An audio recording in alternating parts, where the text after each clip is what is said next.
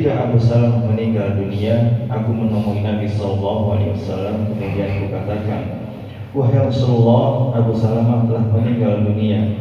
Beliau bersabda, katakanlah, ampunilah aku dan dia Abu Salamah, dan berikanlah untukku ganti yang lebih baik darinya. Lalu aku berkata, maka Allah memberiku ganti seseorang yang lebih baik bagiku dari Abu Salamah, yakni Muhammad Sallallahu Alaihi Wasallam. Muslim meriwayatkan demikian. Jika kalian mendatangi orang yang sedang sakit atau orang mati dengan ungkapan ragu-ragu, adapun yang diriwayatkan oleh Imam Abu Dawud dan yang lainnya jelas dengan lafaz orang mati tanpa ungkapan ragu-ragu.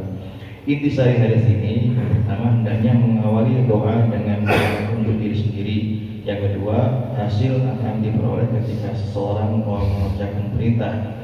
Dari Abu Salamah radhiyallahu anhu, dia berkata, saya mendengar Rasulullah SAW bersabda, apabila seorang hamba yang tertimpa musibah lalu mengucapkan inna lillahi wa inna ilaihi raji'un, Allahumma jurni fi musibati wakhluf li khairan minha, sesungguhnya kita adalah milik Allah dan kita akan kembali kepadanya.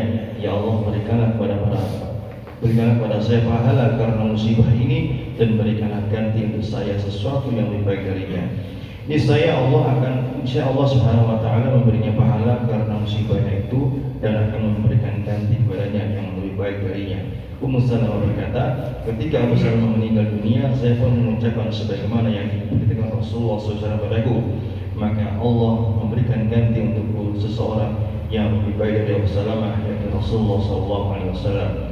Hadis riwayat Muslim.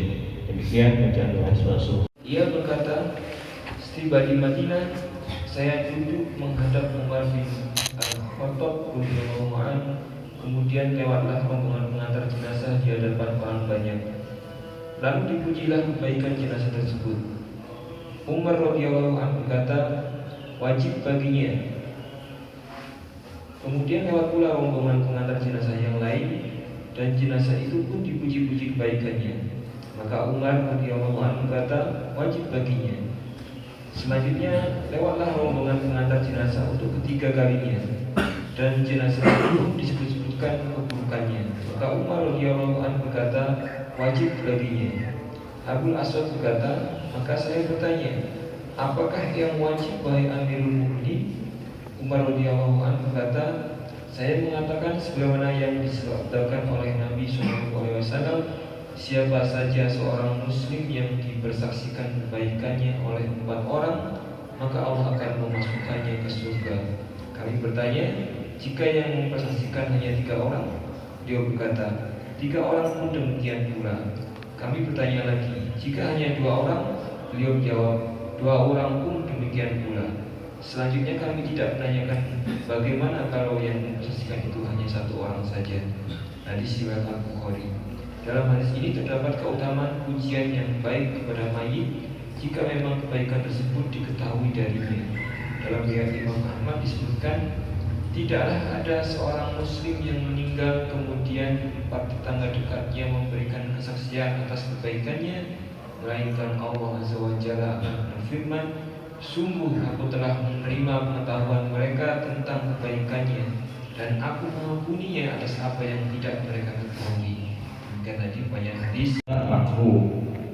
Hadis selanjutnya dari Sakhr bin Wada'ah al-Ghamidi radhiyallahu an, seorang sahabat Nabi sallallahu alaihi wasallam.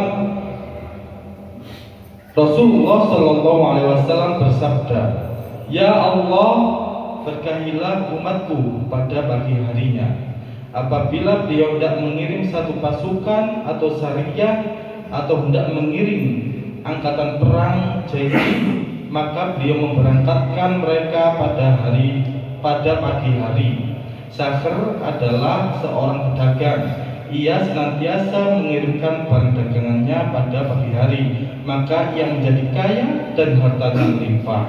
Hadis riwayat Abu Dawud dan At-Tirmidzi yang mengatakan hadis ini hasan.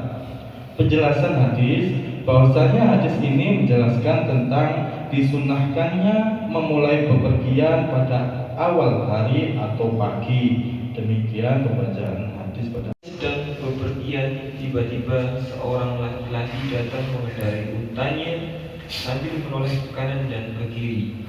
Kemudian Rasulullah SAW bersabda, "Siapa yang memiliki kelebihan tempat tunggangannya, maka hendaklah ia mengajak orang yang tidak memiliki tempat. Dan barang siapa mempunyai kelebihan bekal, maka hendaklah ia memberikannya kepada orang yang tidak memiliki bekal." Selanjutnya beliau SAW menyebutkan golongan yang berhak mendapatkan harta, sehingga kami semua yakin bahwa tidak ada lagi dari kami yang berhak mendapatkan kelebihan harta. Penjelasan hadis perkataan sambil menoleh ke kanan dan ke kiri, yakni ia melihat siapa yang simpati untuk memberikan pertolongan.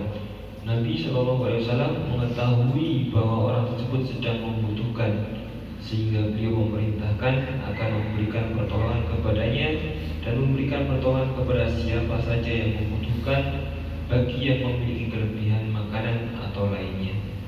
Demikian tadi pembacaan satu. Sebelumnya tidak mampu menguasainya, dan sesungguhnya kami akan kembali kepada Rabb kami. Az-Zukhruf ayat 12-14. Taus berkata, merupakan hak setiap muslim jika ia menaiki tunggangan atau kapal untuk mengucapkan doa tersebut dan mengingat kembali dirinya di penghujung umurnya ketika berada di keranda jenazah menuju Allah Ta'ala.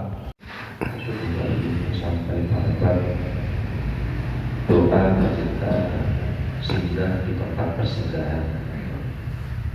Hadis pertama ini dari Khawlat binti Hakim radhiyallahu anha, ia berkata, aku mendengar Rasulullah SAW bersabda, barang siapa singgah di suatu tempat lalu mengucapkan, aku berlindung dengan kalimat-kalimat Allah yang sempurna dari kejahatan apa saja yang dia ciptakan, niscaya tidak akan ada yang dapat membahayakannya hingga ia pergi dari persinggahan tersebut. Muslim. Dalam hadis ini terdapat anjuran untuk berlindung dengan menggunakan sifat-sifat Allah ketika seseorang singgah di suatu tempat dalam safarnya atau ketika ia sedang mukim. Dan siapa saja yang mengucapkan doa tersebut maka